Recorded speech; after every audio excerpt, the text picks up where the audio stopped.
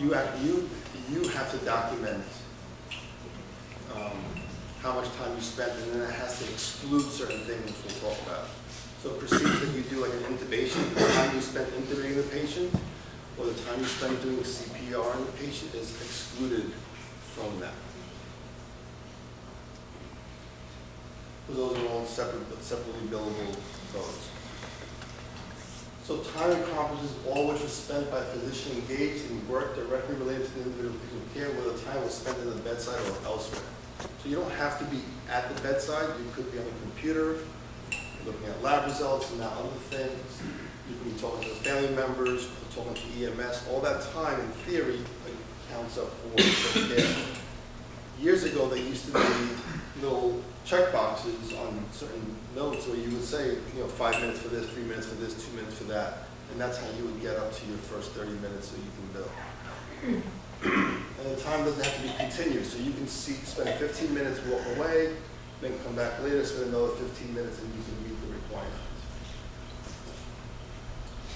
So you need to document, and as you spend time, it's come down to documenting what did you do with the patient, is it changing the status, is he getting better, not getting better, I started dopamine because of this, I gave him a bolus of fluids, he got better. All those things need to be documented, and it's by the physician. Also, the nurse documentation can help support this as well. So just to put in perspective, an intubation is 31,500, not so important for you guys, but that's 3.2 RVUs. If you don't document the intubation, okay, then you just lost, or the department would lose 35 times 3, $100 inside. Okay? And in theory, it's many times it's more than that. Medicare pays you $35 per RVU, but Blue Cross Blue Shield may pay you 150% of what Medicare would pay.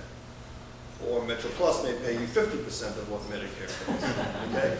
So that's the contract between the insurance company and the hospital. If you bill critical care, you can't have a diagnosis of URI, viral syndrome. Okay? You need to have diagnoses that actually match up to meet critical care. Just a heart failure, status epilepticus, status asthmaticus, respiratory distress. Okay?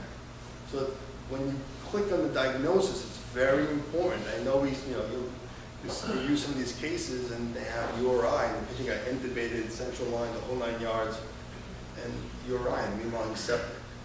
So it's important that we spend time to document the right diagnosis. Is looking for the right diagnosis, is that billable as critical? For you, yes.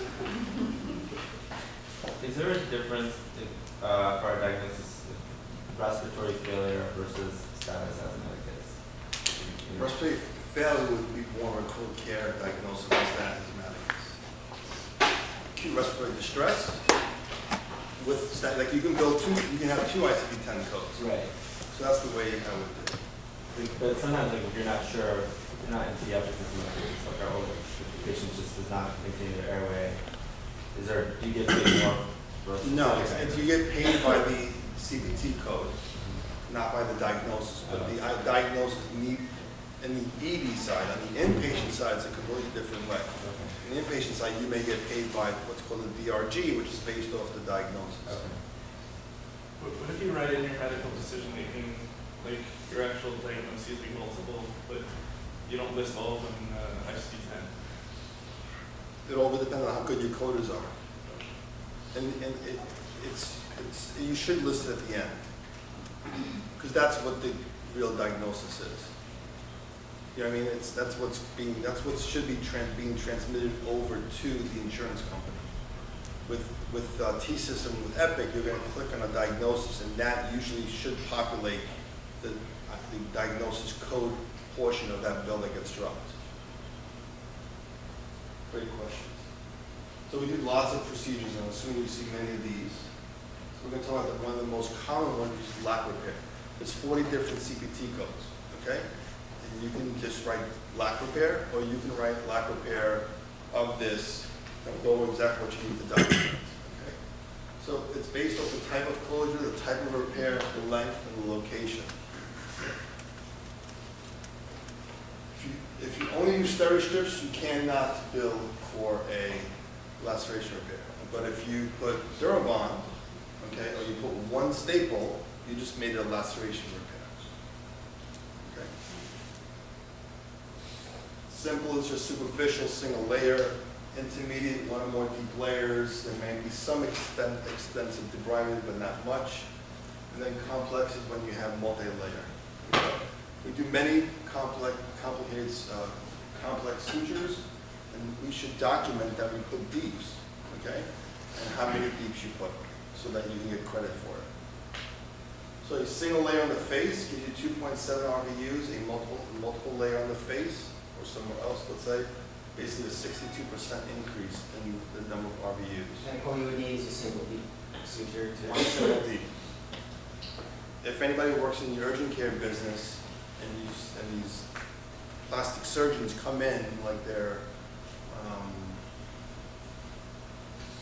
God. They come in and they basically have a 1 centimeter laceration. What they end up doing is they convert that 1 centimeter laceration by taking out a little bit of this and a little bit of this, and they extend the laceration a little bit more so they can get it. I've seen this happen, so they can bill a higher level, because especially in their world, you know, they're definitely putting deeps in a lot of these sutures that we wouldn't. It's not the right thing to do. I'm not telling you to do this, okay? I'm just telling you this is what does happen. So they want me to make the laceration deeper so they can put it in configured and later? I mean, what they, I've seen them do is they will. Yes. But they come in like God in the middle of, they come in like God in the middle of urgent care in Syosset, Long Island, okay? And they want a plastic surgeon, and they're willing to pay, and they don't think about the other aspects. So, if you have a 2 centimeter lack on the forehead on this side, 2 centimeter lack on the forehead on that side, you're supposed to document each one individually, and then the coders will add up those two and make it a 4 centimeter laceration. And what's important about it is that if it's more than 2.6, it's just a higher CPT code, more RVUs, more money. That's how we used to do it in T-System paper. Now we have it on T-System electronic, and we do not have it in quantity. So a little small, but basically these are all the CPT codes. On the left side is talking about simple and the location. CPT code, the second column, the Medicare payment. And then what happens if you get paid at 110% or 120% of Medicare? Okay? So anywhere from $137 all the way to $503 for a over 30 centimeter laceration. The 2 centimeter laceration is more expensive than an intubation. Say that again? A 2 centimeter lac repair is more expensive than intubation. Yes. Yeah. That's because orthopedics or surgeons or plastic surgeons were part of the committee who made gave values to each one of these CPT codes. INDs, we do lots of these, right? So the difference between a simple and a complex is if you probe and or pack. That's what you need to know. If you probe or you pack, it becomes a complex, and you should document that you did that. What about leaving a wick? Huh? What about leaving, I rarely pack anything, I leave a wick. Like if That's packing. That's packing, right? So if you do that, it becomes a complex IND and gives you about 2.5 RVU, which is almost the equivalent of an intratracheal. Okay? So if you probe or you pack, document that you did it. Cerumen removal. If you remove cerumen, believe it or not, you should document that you did it, but you can't do it on somebody who comes in with a toe injury. Okay? If they come in with otalgia or a fever and you're worried about otitis media, you can document cerumen removed due to otalgia or due to concern for otitis media. Then you can get 1/3 of an intubation. Okay? Not bad. Foreign body removal. Talk about the nose. 5.6 RVUs to remove a foreign body from the nose. Almost 1.5 times what an intubation is.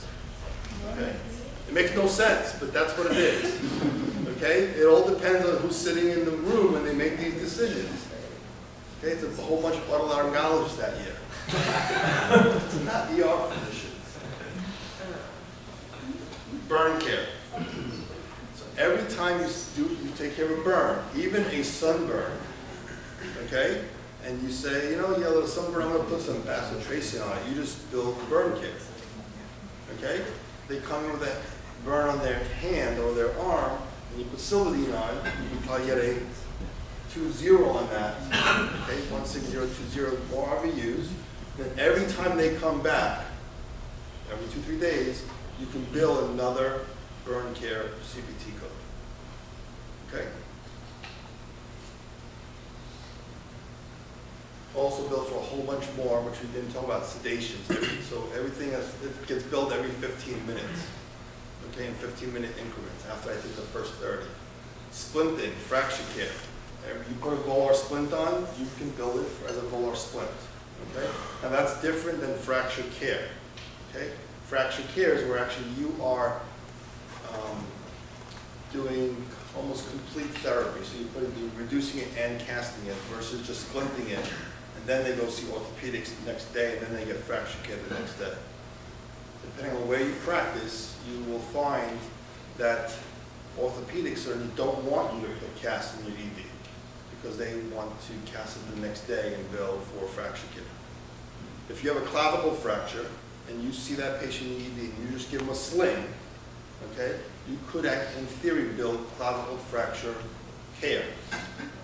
Okay, and there's another code that can be used, which will dictate that you build the first half, and then the orthopedic surgeon in the follow-up visit will build the second half. Okay, more info for you, but just understand there is a difference. And then ultrasound, which we're not going to talk about, but I would imagine you learn a lot of that in the ultrasound here. You can build ultrasounds as procedures. Any questions? So a few cases. 15-year-old female comes with fever, confused, decreased urine output, lethargic, the whole 9 yards. She gets intubated, you start pressors, you're admitted to the ICU, you spend at least 60 minutes, okay, at the bedside, or critical care with the patient. On the left, 99291 critical care, 31500 intubation, 62272, I think that's lumbar puncture. Get down, you get $384 as a physician, okay? If you don't document the procedures and you don't document all those bulletproof things that we talked about earlier to get to a level 5 for admitted patient, $97. That's a big difference if you do that on every patient. Less money for the department, less money for you, okay, in your pocket or in your bonuses or whatever it is. Number 2, 6-year-old boy comes into ED after falling off his bicycle, 2.5 centimeter laceration. You forgot to document the procedure. That happens a lot, especially with quadriment, okay? Or you don't actually document each one of those 3 things, length, type of closure, location, then you may not reap the benefit of what you should be getting. $60 for a level 3. Or, laceration completed, they'll give you most likely the most basic CPT code. But if you actually document a procedure note, you get a lot more money. Does it have to be a separate procedure, or you can just put in the assessment plan at this stroke, saying, oh, I did this? So it should be in the procedure notes section. In T-System, it's relatively easy. In Quadriment, it's not right now, okay? I just ran a report, which I need to, for 6 months, and I think there's 8 lacerations a day, I think, that are documented. Does that sound that we think we do more than 8 lacs a day between peds and fast track? Think about it. 7-year-old comes in altered mental status after an unknown ingestion, cardiac arrest, CPR performed, gets admitted to the PICU. So here, what you can do, people play the game, because you don't want to get paid. So instead of billing critical care, if you bill critical care, you can't bill CPR. What you can do is bill 99285, and then bill CPR. And so people get around it, now you got yourself 10 RVUs by doing it that way. It's more RVUs. Does that make sense? Just trying to, 99285 is critical care, right? say it again? 99285 is critical care. No, 99285 is a high level E&M High code. level. 99291 is different. Now, you can get into, if you go to ASEP and you go listen to Grabanowski talk, he's the person to go listen to about this stuff. He will tell you that this is the bread and butter stuff, the low-lying fruit that we need to get. There's other things where you can say somebody comes in, and I was going to admit the patient. They came in, there was asthma exacerbation, I was going to admit them, and then all of a sudden they crashed. Okay, and then, so now you try and justify billing a 99285 and then a 99291, which is critical care. That's, we're not looking to get that right now. I'm looking that we all here document the lack of repair when we do it. Or we document to a level 5 when we admit somebody to the hospital. So how does this equate to your pocket or the department's pocket? Okay? The department doesn't get paid, the hospital doesn't get paid, then the hospital doesn't support the department can't pay physicians, or can't pay to get more CME, PAs, suture techs to help you in order to, so that you can take care of patients. Any questions so far? We're almost done. So, again, remember, RVU per procedure. So every procedure has a certain value. Every RVU has a value in dollars. You multiply that and you get dollar per procedure. We talked about that before. So these are just different CPT codes on the left with values of what their RVUs and what the dollars roughly come out to. So shoulder reduction, 8.68. Pays you almost 3 times more than intubation. Why? Because orthopedics were in the room when they decided on what the values, and this is true. Is there a translation of like the cost to the patient per, like if I'm billing like 8.6 weeks and then we get 35, or does the patient get billed? Or So it's an entire different discussion. I mean, what they get billed is completely different than what they actually get. We may bill, let's say, $600 for the visit, okay? That they may only pay, that the insurance company may only pay $200. It all comes down to insured patients, not insured patients. We can bill, most hospitals will bill 300% of what Medicare pays. So if Medicare pays you 3 RVUs for this procedure, it comes out to $115 or now $105, okay? They usually, the hospital will charge, the physician will charge 300%, knowing that they just negotiate down. It's already negotiated. They know that they're getting 120% from Blue Cross Blue Shield. They know they're getting 50% from MetroPlus. Then they have those who are no insurance or cash pay, and they're going to try and get 300%. You have a question? Justin, so some like complex procedures like intubation, for instance, there are other procedures that are kind of being done simultaneously. BVM, pre-oxygenating your patient and putting in an oral airway OPA before actually intubating the patient. So does that stuff get broken down too, or should we be documenting that as well? That gets really pretty much grouped into endotracheal intubation. There's no real procedure. There's an NG2 procedure, CPT code, believe it or not. In theory, those are supposed to be done by the nurse. Those are supposed to be billed on the facility side. We're just talking about the physician side. Okay? So in theory, we can bill for NG2 placement. You can bill for IV placement. You can bill for venipuncture. Okay? You may only get 0.1 for venipuncture, so $3. So is it worth documenting? Well, it is for risk management reasons. but it may not be for your pocket. So how does this come down to money? As we said before, let's say, RVUs per patient. So every patient you see, roughly you get 3.5 RVUs. You see 2 patients an hour, it becomes 7 RVUs per hour. Okay? How many hours do people work? Well, here, so I'm going to show you a few different models. On a 36-hour work week, which most people in the non-academic world work, at 48 weeks, comes out to 1728, if I did my math correctly. Okay? 1,728 hours. If somebody can be working at county, get a base salary of X, let's say it's 225, that's what you get paid. Okay? It doesn't matter if you document well, until your boss figures it out and says, hey, you gotta document better. Okay? Or you get sued and then you start documenting the hell out of your notes. The second model is you get a salary, I'll give you $225,000, right? But you also get $5 for every RVU as a bonus. Okay? Do the math, it comes out to roughly $60,000.